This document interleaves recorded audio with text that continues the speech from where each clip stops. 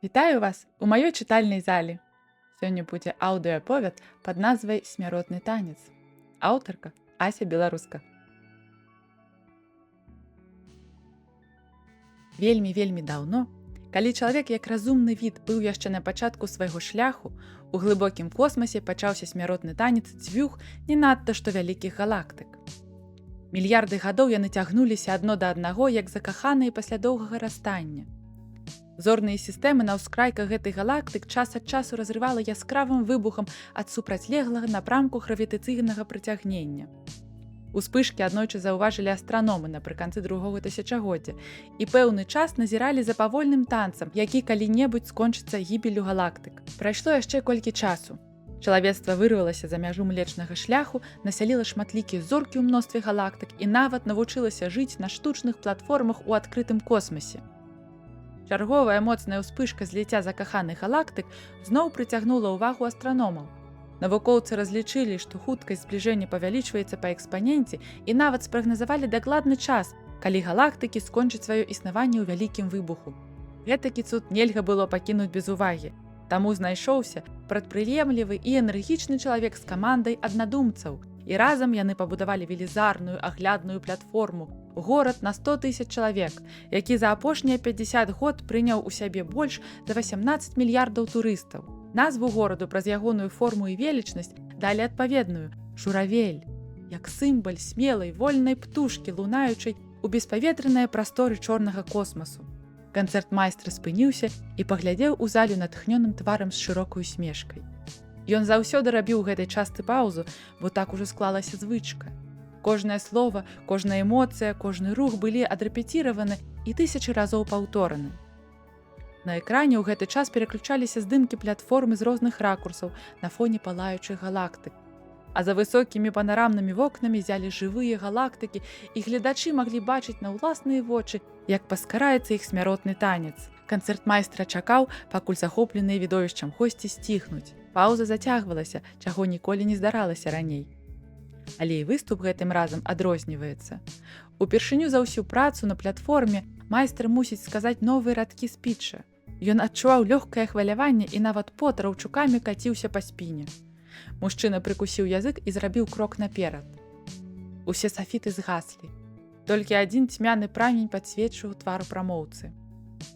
Сёння, дзякуючы шаноўнаму спадару Басалыгу, які, на жаль, сышоў 2 гады таму, але жыве вечна ў нашых думках, мы з вамі зможам назіраць сустрэчу галактык, якую яны чакалі больш за 12 мільярдаў гадоў. Праз 30 хвілін пачнецца выступ чароўнай танцоўшчыцы і спявачкі Аделіны, які працягнецца 1,5 гадзіны. Прамоўца усміхнуўся, упершыню няшчыра, крыва, быццам недаверліва, і дадаў: нашы навукоўцы дакладна падлічылі час выбуху, і ён мусіць адбыцца падчас выканання Аделінай сваёй песні, што ўжо стала бессмяротным хітом «Маё каханне полымя, мы разам у ім згарым».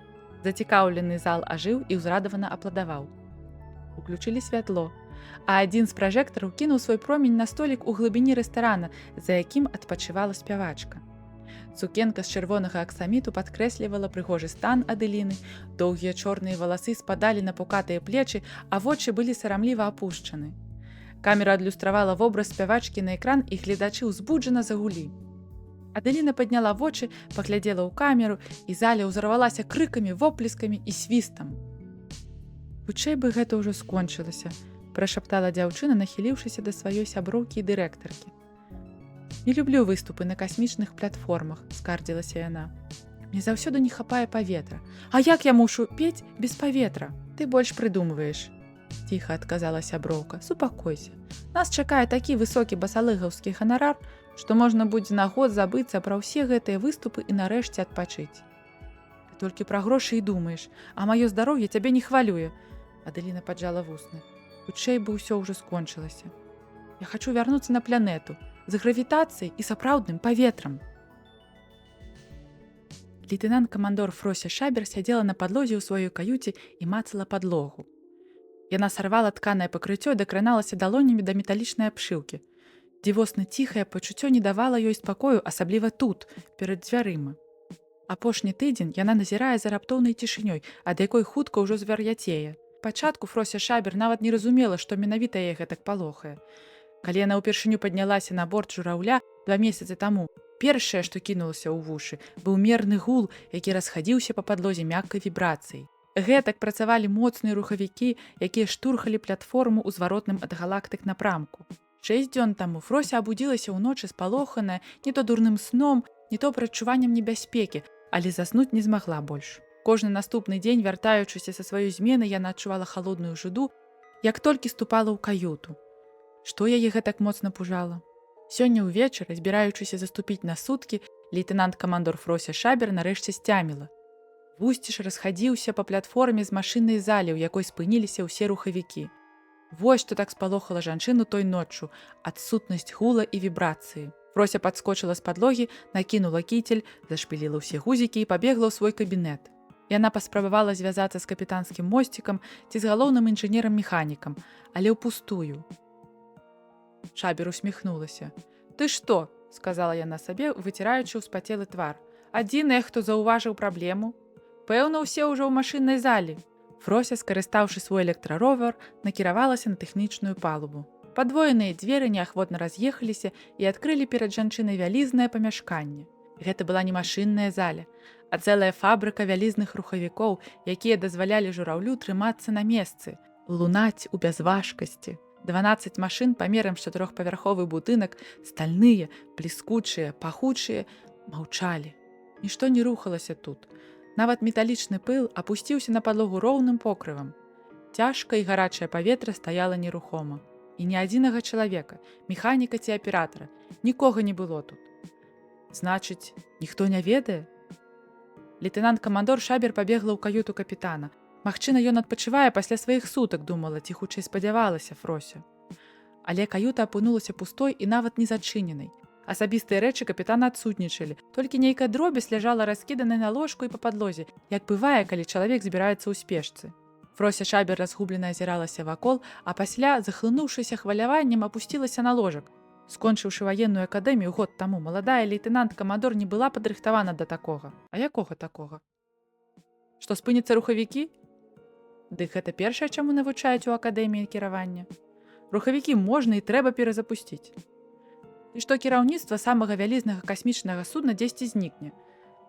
Дык можа ўсе на мосціку вырашаюць пытанне, а тое, што слухаўку ніхто не ўзяў, дык ім не да тога. Магчыма, капітан разам з усёй дырэкцыяй платформы горада чакаюць свайго лейтэнант-камандора Шабер на мосціку, пакуль яна гуляе ў дэтэктыва тут.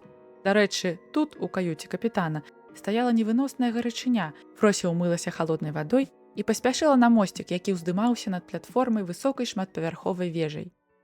Вера амаль не слухала канцэртмайстра, і выступ джаз-бэнда прайшоў паўз яе ўвагі. Яна прыляцела на платформу дзеля выступу улюбёнай Аделіны, але 2 дні таму сустрэла Адама і адчувала, што яе немаладое стомленае адзінотай сэрца закахалася. Ды і Адам не хаваў сваіх пачуццёў і глядзеў на Веру са шчырым абажаннем. Дзіўнай і цудоўнай падавалася закаханым іх сустрэча. І сапраўды, толькі спадар лёс можа пабудаваць складаны ланцуг супадзенняў, каб 2 чалавекі маглі сустрэцца. Вера набыла квіток у апошні момант і праз тое, што хтосьці адмовіўся ад яго.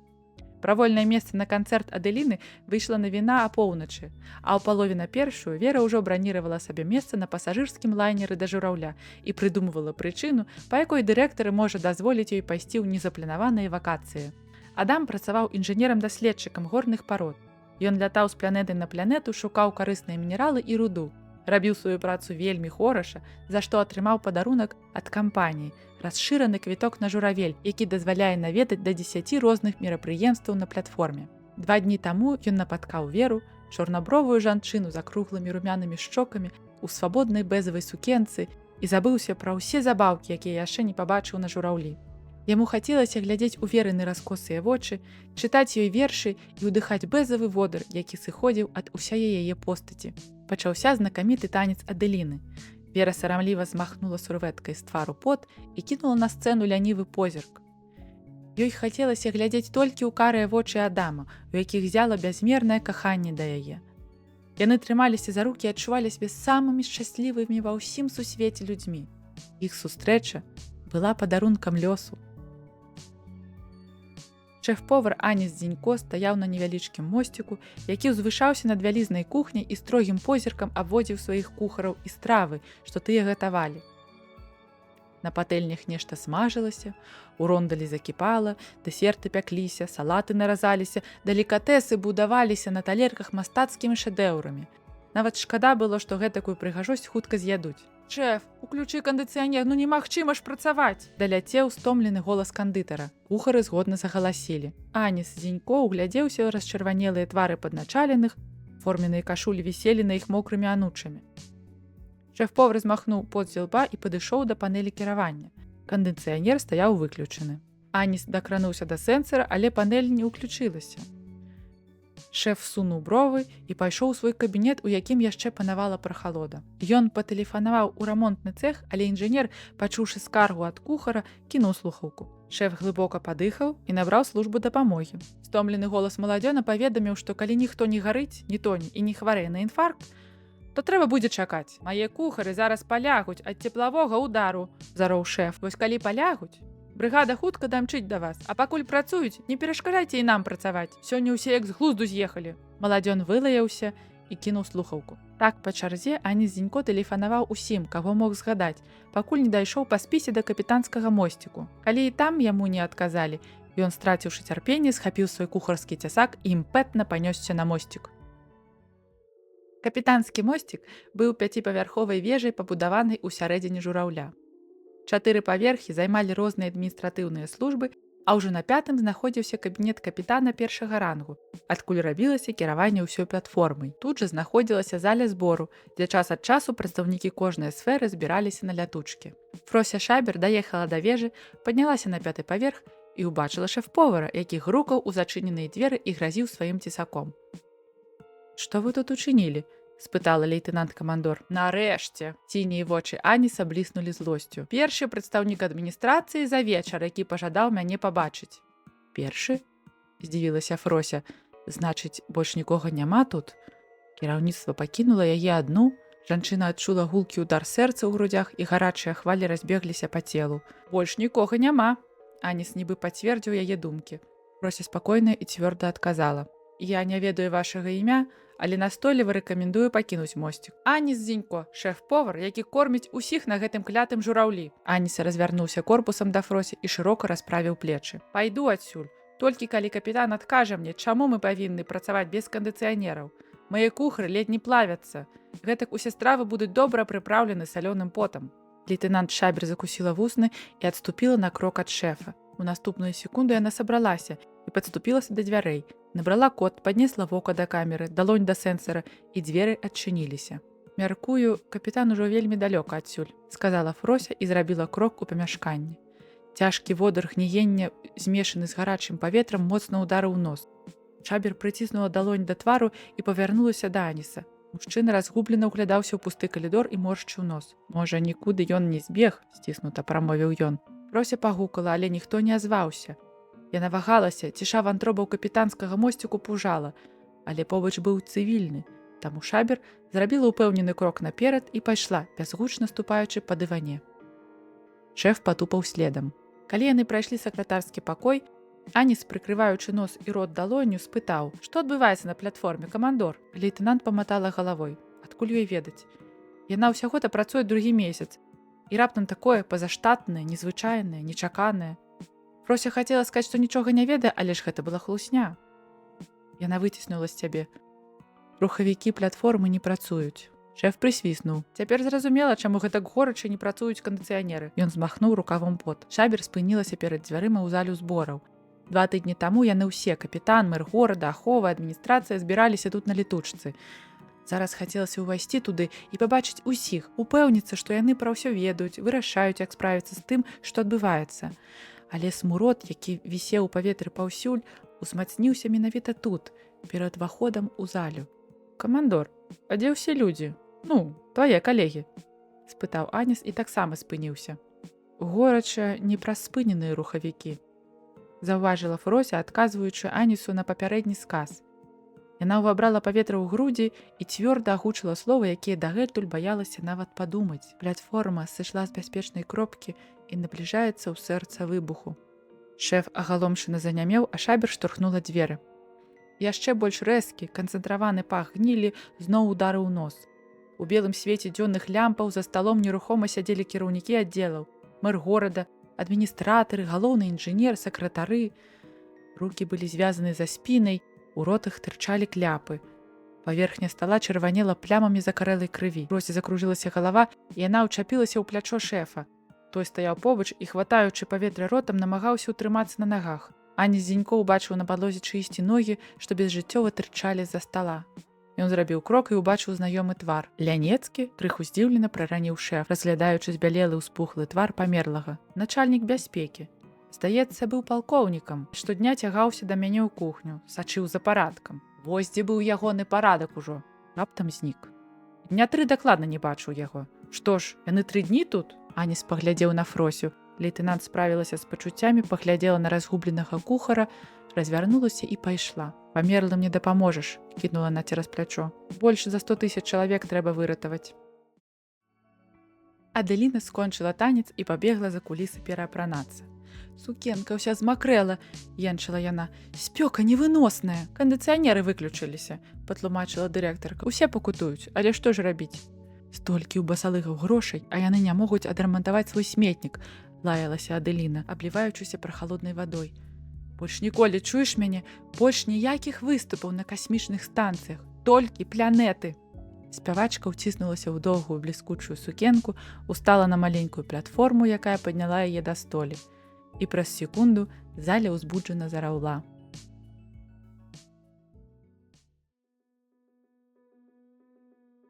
Мосцік, святая святых, выглядаў звычайна. У сярэдзіне прасторнага пакою высіўся стол паўколам. На ім месцілася 24 экрана ў 2 радкі. Большасць з іх паказвала відэа з камер назірання за горадам. Яшчэ некалькі паказвалі непрацуючыя рухавікі, а 3 экраны, што адлюстроўвалі працу машын жыццёзабеспячэння, чырванелі рэзка ўзняўшымися да гары стужкамі графікаў. Экран у сярэдзіне міргаў чырвоным трыкутнікам з заклікам «Увага!», пад якім лічбы круціліся ў зваротным адліку. Вочы Аніса разбягаліся па экранах. Ён убачыў канцэртную залю на адным з іх і наблізіўся. Аделіна лунала пад столлю і спявала нешта лірычна спакойнае. У бязважкасці, задумліва сказаў шэф.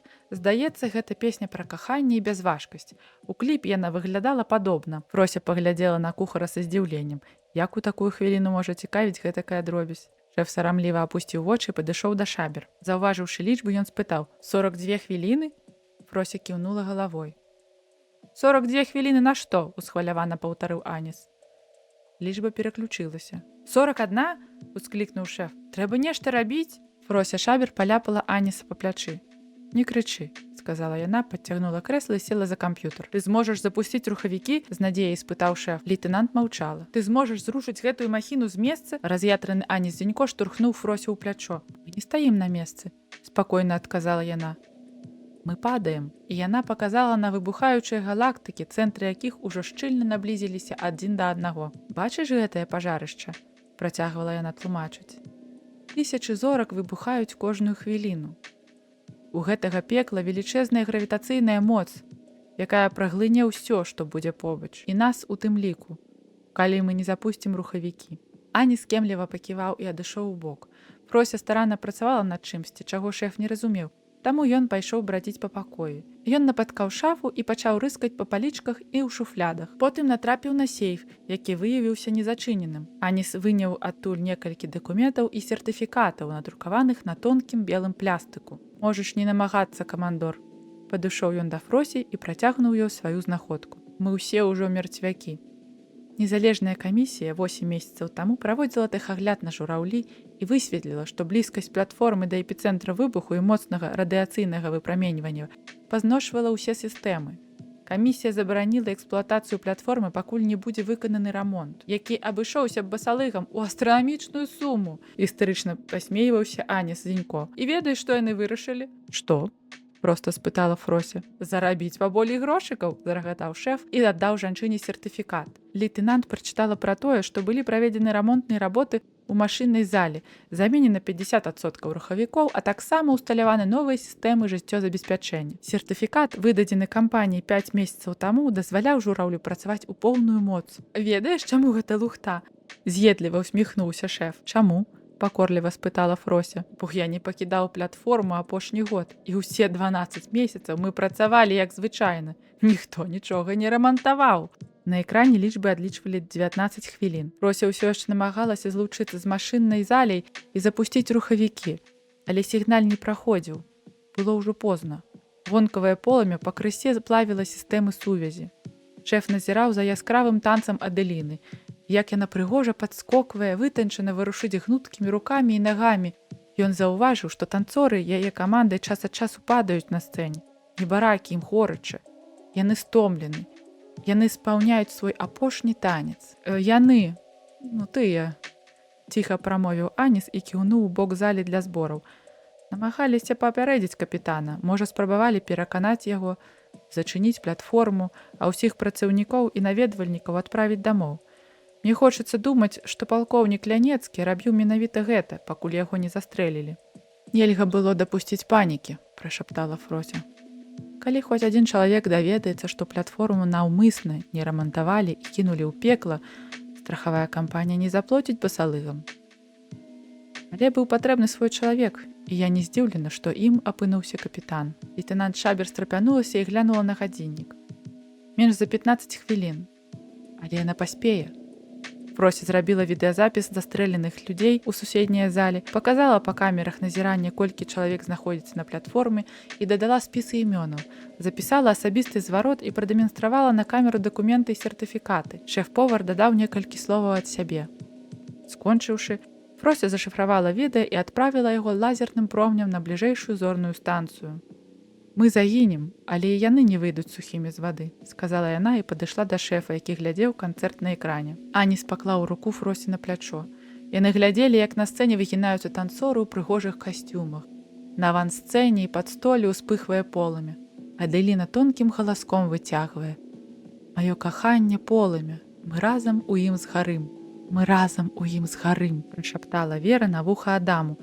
Мужчына расплыўся ва ўсмешцы і дацягнуўся вуснамі да яе салодка-бэзавых вуснаў. «Каханне маё, полымя для нас», цягнула Аделіна сваю чароўную песню. Успацелыя і ўзбуджаныя слухачы падспявалі ёй і з захапленнем назіралі, як адметна наблізіліся галактыкі адна да адной. Карціна смяротнага танца павялічвалася і цяпер ледзь змяшчалася ў панарамных вокнах канцэртнай залі. Яркая ўспышка, што пралунала пад апошнія акорды песні, ледзь не асляпіла гасцей жураўля. Яны экзальтавана візгаталі, апладавалі, крычалі. Захапленню іх не было мяжы. Яны былі першымі людзьмі, хто на ўласныя вочы ўбачыў таямніцу касмічнага жыцця. Першыя і апошнія. Выбухная хваля даімчала да платформы праз хвіліну. Яна працяла крохатную металічную канструкцыю, а радыяцыя спапяліла ўсё жывое, што дыхала на ёй. Больш за 100 000 чалавек сталі зорным пылам і развеяліся вакол. Пройдзе час, і яны зробяцца часткай новых зорак і планет.